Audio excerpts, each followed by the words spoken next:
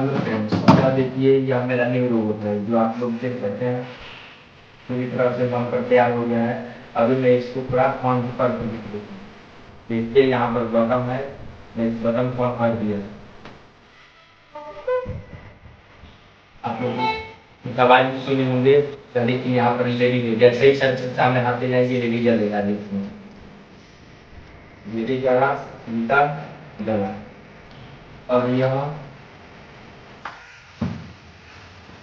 और यह इस मोबाइल से कंट्रोल होगा। इस मोबाइल से इसमें बहुत सारे फीचर है। अगले वीडियो में बताऊंगा। तब तक मैं इसका एक ऑटोमेटिक वाला वीडियो दिखाता हूँ। तो चलिए ग्राउंड स्क्रीन चलते हैं।